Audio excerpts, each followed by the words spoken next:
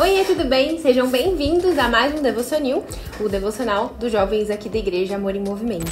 A gente vai começar agora uma série falando sobre fé. Acho que é uma necessidade bem grande para os tempos que a gente tem vivido hoje aqui na igreja. Então vou convidar você a abrir lá em Hebreus, capítulo 11, versículos 1 e 2.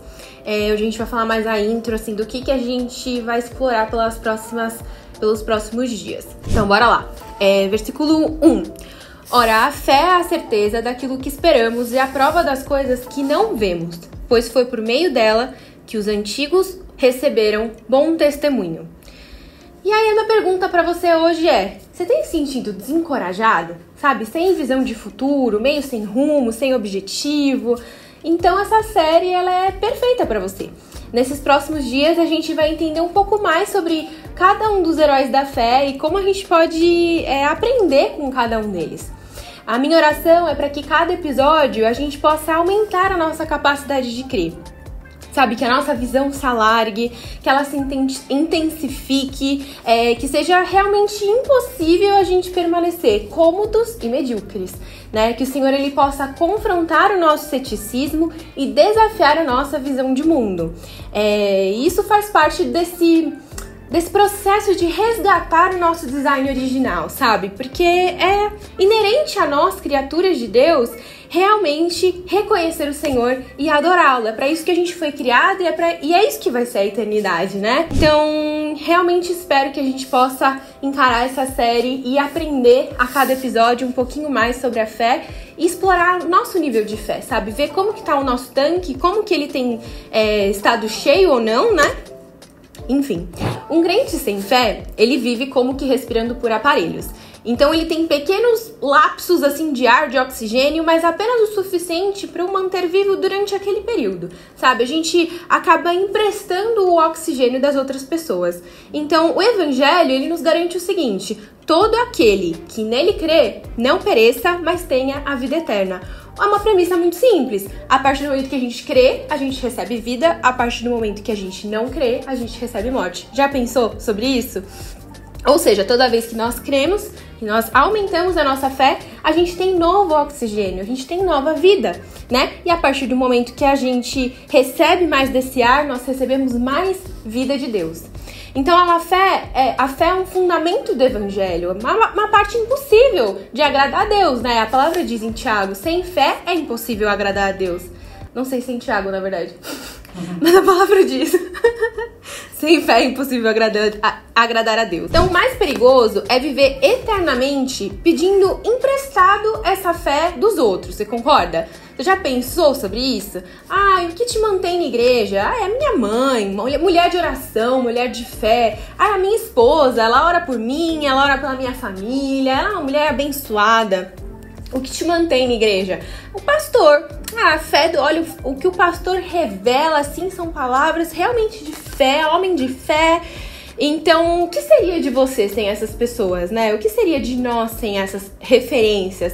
É importante que a gente se rodeie de pessoas que têm esse tipo de fé, que têm esse nível de fé, mas a gente precisa detectar realmente se a gente tem vivido dessa maneira, pegando emprestado a fé dos outros. Então o que eu posso dizer lendo lá o livro de Tiago, capítulo 2, versículo 25, ele fala: assim como o corpo sem espírito está morto, também a fé sem obras está morta, né? Então o que a gente pode detectar? O que tem saído de nós? É vida ou é morte, né? É assim que a gente entende se a durabilidade da nossa fé depende das pessoas ao nosso redor ou se depende de algo pessoal, né? Uma revelação pessoal.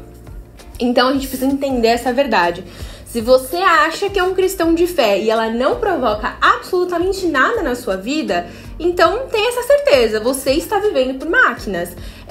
Você está pegando emprestado a fé de outras pessoas, às vezes até sem perceber. Como a gente leu lá no começo, né, desse versículo de Hebreus, pois foi por meio dela que os antigos receberam bom testemunho. A fé traz bom testemunho. Já pensou sobre isso também?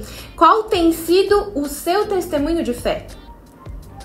Que frutos e situações testificam que os seus olhos têm visto a Deus, sabe? Essas são as provas, essas são as maneiras da gente seguir todos os caminhos e perceber, poxa, tô me analisando. Será que a minha fé tem sido minha mesmo? Ou será que eu tenho emprestado, então, essa fé dos outros?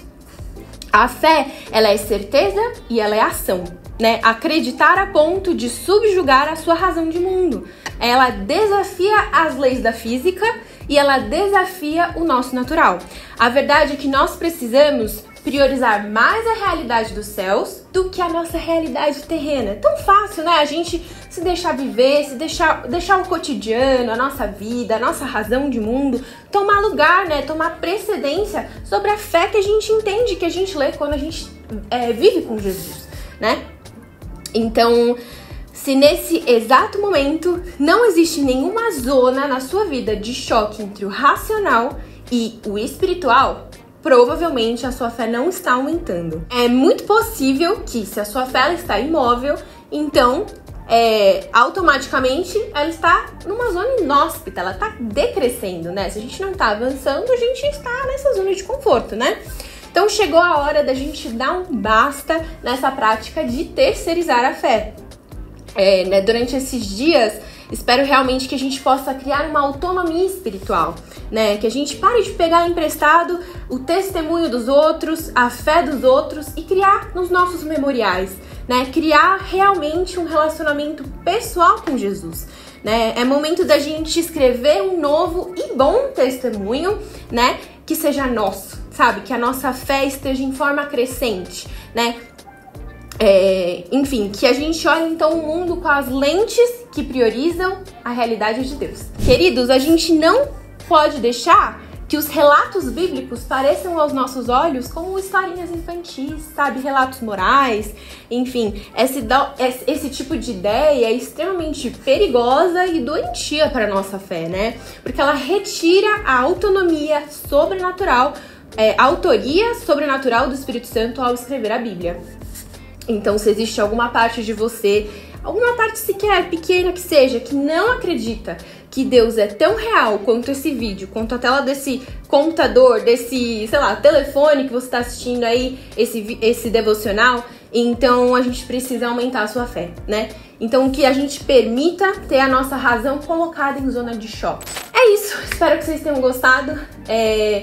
Enfim, espero que vocês também possam recomendar esse vídeo para outras pessoas que precisam desse desafio de fé. Bora engajar mais pessoas, fazer isso algo comunitário, algo que a gente possa fazer junto.